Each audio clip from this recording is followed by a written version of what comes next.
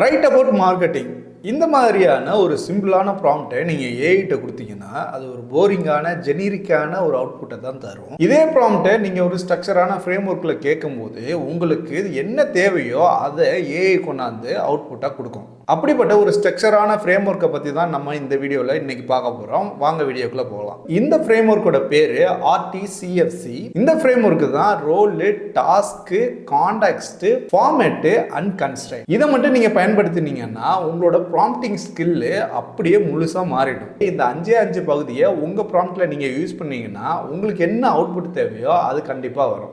இந்த ஃப்ரேம் ஒர்க்கில் முதல்ல உள்ளது ரோல், அதாவது ஏஐ உங்களுக்கு யார் மாதிரி பதில் சொல்லணும் அப்படிங்கிறத இங்கே நம்ம டிஃபைன் பண்ணணும். இதை நீங்கள் ஏஐயில் கொடுக்கும்போது ஏஐயோட நாலேஜ் டெப்த்து, டோனு, பெர்ஸ்பெக்டிவ் எல்லாமே டோட்டலாக சேஞ்ச் ஆகும். உதாரணத்துக்கு ரைட் அபவுட் மார்க்கெட்டிங்னு சொல்கிறதுக்கு பதிலாக ஃபர்ஸ்ட் வந்து ரோலை டிஃபைன் பண்ணணும். நீ ஒரு 10 வருஷம் அனுபவம் உள்ள மார்க்கெட்டிங் எக்ஸ்பர்ட். இதை கொடுக்கும்போது ஏஐயோட பெர்ஸ்பெக்டிவை மொத்தமாக மாறும். ஸோ இந்த பெர்ஸ்பெக்டிவ்லேருந்து உங்களுக்கான பதிலை அது சொல்லும். இந்த மாதிரி ரோலை கொடுத்தீங்கன்னா ஏஐ அந்த எக்ஸ்பர்ட் மாதிரி யோசிச்சு உங்களுக்கு ப்ராக்டிக்கலான பதிலை தரும். டீச்சர்ஸு, லாயரு, ஃபிட்னஸ் கோச்சு இந்த மாதிரி எந்த ரோல் வேணாலும் நம்ம அதுக்கு கொடுக்கலாம். இந்த ஃப்ரேம் ஒர்க்கில் ரெண்டாவதாக உள்ளது டாஸ்க். ஏஐ நமக்கு என்ன செய்யணும் அப்படிங்கிறத கிளியராக கொடுக்கறது தான் இந்த டாஸ்க்கு.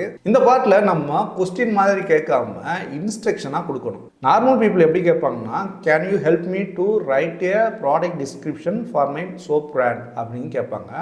இதுக்கு பதில் தான் நம்ம என்னோட புது ஹெர்பல் சோப் பிராண்டுக்கு 100 வேர்ட்ஸில் ப்ராடக்ட் டிஸ்கிரிப்ஷன் எழுதி கொடு. இப்படி கேட்கும்போது உங்களுக்கு என்ன தேவையோ அதை எக்ஸாக்டாக கொடுக்கும். ரெண்டுக்கும் உங்களுக்கு வித்தியாசம் தெரியுதா? ரெண்டாவது ப்ராம்ப்டில் ஏஐ நமக்கு என்ன வேலை செய்யணுமோ அதை நம்ம கிளியராக கொடுத்துருக்கோம். இந்த ஃப்ரேம் ஒர்க்கில் மூணாவதாக இருக்குது கான்டெக்ஸ்ட்டு, அதாவது முழு தகவலை நம்ம கொடுக்குறது. இதை தான் மோஸ்ட் பீப்புள்ஸ் ப்ராம்ப்ட் எழுதும்போது மிஸ் பண்ணுற விஷயம். ஏஐக்கு உங்களோட சுச்சுவேஷன் சுத்தமாக தெரியாது, அதனால நம்ம முழு தகவலுமே கொடுக்கணும்.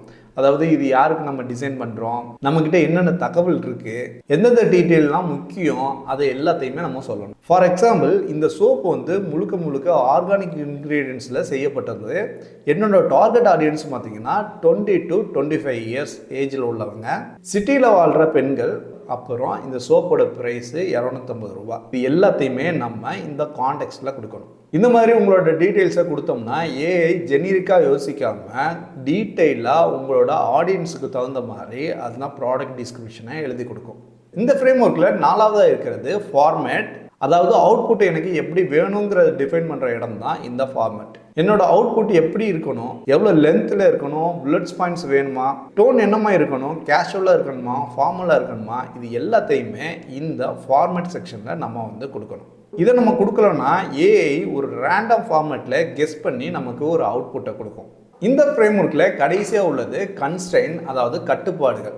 இங்கே தான் என்னென்ன விஷயத்தை அவாய்ட் பண்ணணும், என்ன ரூல்ஸை ஃபாலோ பண்ணணும்னு சொல்லணும். ஃபார் எக்ஸாம்பிள், ரொம்ப டெக்னிக்கல் வேர்டெலாம் சொல்லாத, அதே மாதிரி காம்படேட்டரோட நேம் குறிப்பிடாத, ஃபைனலாக எனக்கு கால் டு ஆக்ஷன் கண்டிப்பாக வேணும்.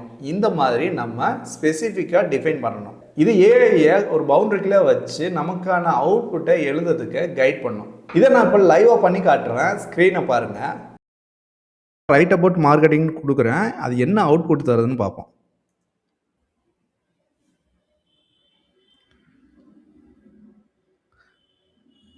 இதை பார்த்தீங்கன்னா இந்த மாதிரி நம்ம கொடுக்கும்போது நமக்கு ஜெனரிக்கான ஒரு அவுட்புட் தான் தருது. இதே நம்ம ஸ்பெசிஃபிக்காக நம்ம கொடுக்கும்போது என்ன அவுட்புட் வருதுன்னு பார்ப்போம். ஸோ இந்த ப்ராம்ப்டை நம்ம ஃப்ரேம் ஒர்க் யூஸ் பண்ணி க்ரியேட் பண்ணியிருக்கேன். அதாவது ரோல், நீ ஒரு social media marketing expert. Then வந்து டாஸ்க், ஸ்மால் பிஸ்னஸ் ஓனருக்காக இன்ஸ்டாகிராம் மார்க்கெட்டிங் பற்றி ஒரு 5 பாயிண்ட் டிப்ஸ் லிஸ்ட்டு எழுதுங்க அப்படின்னு கொடுத்துடலாம். தென் வந்து கான்டெக்ஸ்ட், சிம்பிள் தமிழ் ஆர் இங்கிலீஷில் மிக்ஸ் பண்ணி லாங்குவேஜ் யூஸ் பண்ணுங்கள், ஒவ்வொரு பாயிண்ட்டும் ஒரு வரிக்குள்ளே இருக்கணும். அப்புறம் நமக்கு எதெல்லாம் வேண்டாம், ஓகேங்களா. ஸோ அதுக்கப்புறம் ஜார்கான்லாம் வேண்டாம் அப்படின்னு கன்ஸ்ட்ரெயின் நம்ம வந்து கொடுத்துருக்கோம், ஓகேவா. ஸோ இதை நம்ம கொடுப்போம், என்ன அவுட்புட் வருதுன்னு பார்ப்போம்.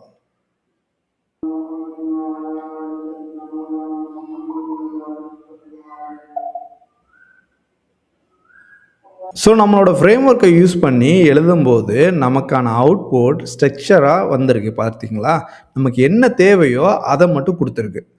கன்சிஸ்டண்ட்டாக போஸ்ட் பண்ணுங்கள், வாரத்துக்கு 3 அல்லது 4 போஸ்ட் போடுங்க. இந்த மாதிரி நமக்கு என்ன 5 டிப்ஸ் கேட்டோமோ அதை மட்டும் கரெக்டாக என்ன ஃபார்மெட்டில் கேட்டோமோ அதே ஃபார்மெட்டில் என்னென்ன கன்ஸ்டன்ட்லாம் கொடுத்து கேட்டோமோ அதெல்லாம் கொடுத்துருக்கு. உங்களுக்கு என்ன தேவையோ அதை இதே ஃபார்மெட்டில் கொடுக்கும்போது இதே மாதிரியான ஒரு பர்ஃபெக்டான அவுட்புட் உங்களுக்கு வரும். இதை நீங்கள் எந்த ஃபீல்ட்லையும் எதுக்கு வேணாலும் யூஸ் பண்ணலாம். நான் ஒரு சிம்பிள் டெம்ப்ளேட்டை ஸ்க்ரீனில் போடுறேன். உங்களுக்கு வேணும்னா அதை ஸ்க்ரீன்ஷாட் எடுத்து வச்சுக்கோங்க. இந்த டெம்ப்ளேட்டை ஃபில் பண்ணால் எப்படி இருக்குன்னு 2 எக்ஸாம்பிளை நான் காட்டுறேன். வேணும்னா இதையுமே ஸ்க்ரீன்ஷாட் எடுத்து வச்சுக்கோங்க. இது ஒரு சிம்பிள் ஃப்ரேம் ஒர்க்கு தான். ஆனால் நீங்கள் இதை கன்சிஸ்டண்ட்டாக ஃபாலோ பண்ணிங்கன்னா உங்களோட அவுட்புட் வேறு மாதிரி மாறிடும். இந்த ஃபார்மேட்டை ட்ரை பண்ணி பார்த்துட்டு உங்களுக்கு ஒர்க் ஆச்சுன்னா கமெண்டில் வந்து சொல்லுங்கள். இந்த வீடியோ உங்களுக்கு யூஸ்ஃபுல்லாக இருந்துச்சுன்னா லைக் பண்ணுங்கள். இந்த மாதிரி நிறைய ப்ராம்ப்டிங் வீடியோ வேணும் அப்படின்னா சப்ஸ்கிரைப் பண்ணுங்கள். அடுத்து இது மாதிரியான ஒரு இன்ஃபர்மேட்டிவான வீடியோவோட நான் சந்திக்கிறேன். அதுவரை பை.